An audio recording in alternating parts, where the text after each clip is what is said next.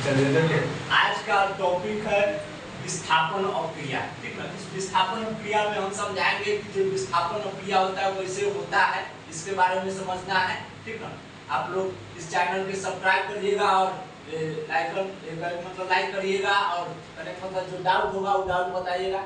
विस्थापन अक्रिया किसे कहते हैं इसके बारे में बताना है। विस्थापन अक्रिया के थोड़ा सा डिटेल्स जानिए थोड़ा बहुत। विस्थापन अक्रिया में होता है क्या कि विस्थापन अक्रिया जब अक्रिया कराया जाता है, कोई भी अक्रिया कराया जाता है तो उसमें पहले से जो किसी भी तत्व मौजूद होता है किसी में, उसको जब अक्रिया कराया जाता है तो उससे जो प्रोडक्ट बनता है उस प्रोडक्ट मतलब अक्रिया से अलग होकर किसी और के साथ प्रोडक्ट बना लेता है तो उसी अक्रिया को विस्थापन अक्रिया कहा जाता है। जैसे मैंने मतलब एग्जाम्पल में देखिए, मान लिया जाए कि कैल्शियम ऑक्साइड है, अब प्लस में इसको साथ अक्रिया करा दिए, हाइड्रोजन की अक्रिया करा दी, ठीक ना। ये हुआ अभिकारक, इसको कहा जाता है अभिकारक। इसको क्या कहा जाता है? अभिकारक। और इधर जो बनेगा वो प्रोडक्ट बनेगा, ठीक ना। इधर जो बनेगा वो प्रोडक्ट बनेगा। तो जब मान लिया कि कैल्शियम ऑक्साइड की अक्रिया जब ऑक्सीजन हाइड्रोजन से कराया जाएगा तो यहाँ हाइड्रोजन के कराने के बाद यहाँ बनेगा कैल्शियम और प्लस में जल बना लेगा। तो इसमें देख रहे हैं कि जो ऑक्सीजन है कैल्शियम के साथ है और ये अभिकारक में जो ऑक्सीजन है कैल्शियम के साथ है और इसमें जो प्रोडक्ट बनाया है, प्रोडक्ट बनाने के बाद ऑक्सीजन हाइड्रोजन के साथ मिल गया। कैल्शियम ऑक्सीजन किसके साथ मिल गया? हाइड्रोजन के साथ मिल गया। तो इसको कहा जाता है विस्थापन अक्रिया। विस्थापन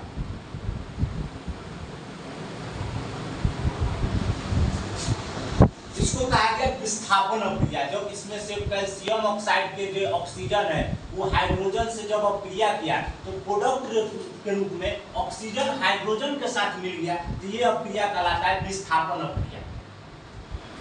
देखिए, अब हम आपको फिगर बना के समझा रहे हैं कि जो विस्थापन अक्रिया होता है, विस्थापन अक्रिया कैसे होता है। इससे पहले हम आपको ऐसे समझाए थे कि विस्थापन अक्रिया कैसे होता है और उसमें अगर नहीं समझ में आया हो तो फिगर के माध्यम से समझिए कि विस्थापन अक्रिया कैसे होती है, ठीक ना।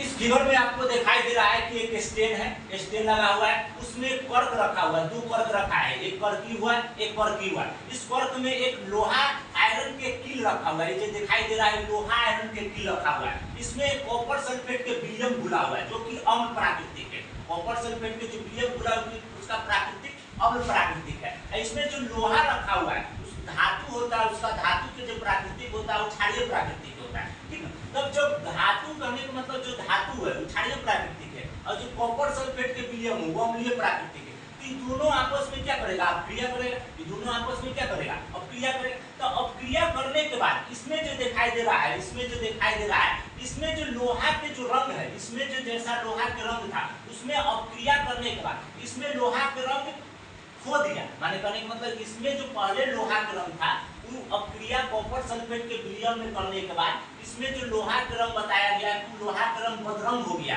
ठीक है। और कॉपर सल्फेट के विलयन जो पहले था वो लोहा के मतलब रंग घुला के आपस में कॉपर सल्फेट के विलयन जो पहले था वो लोहा के रंग घुला लिया है आपस में, ठीक ना। लोहा के रंग घुलाने के बाद इसमें लोहा के कलर बदरंग कलर में हो गया।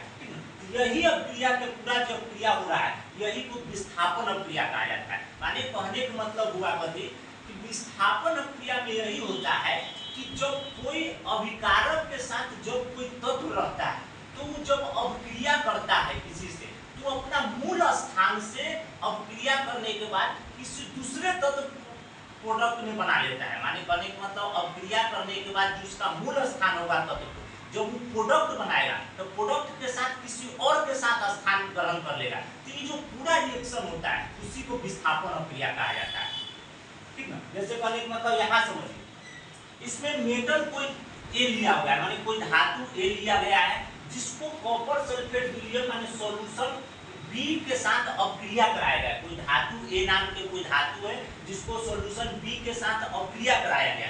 अपक्रिया कराने के बाद इसमें देख रहे हैं कि सॉल्यूशन बी हो सॉल्यूशन ए हो गया। माने कहने का मतलब इसका वाला गुण इसमें ट्रांसफर हो गया, इसका वाला जो गुण है इसमें ट्रांसफर हो गया। और यहाँ देख रहे हैं कि मेटल बी है जबकि यहाँ मेटल ए लिया गया है, जबकि यहाँ प्रोडक्ट में देख रहे हैं कि मेटल बी लिया गया है। तो कहने का मतलब इसका गुण इसमें ट्रांसफर हो गया और इसका गुण इसमें ट्रांसफर हो गया। तो यही जो क्रिया कहलाता है उसी को कहलाता है विस्थापन क्रिया कहलाता है, माने अपना स्थान खो देना। अभिक्रिया करने के बाद जब कोई तत्व अपना स्थान हट के कोई दूसरे तत्व के साथ स्थान ग्रहण कर लेता है तो उसी अभिक्रिया के कहा जाता है विस्थापन क्रिया, और कोई उसमें नहीं।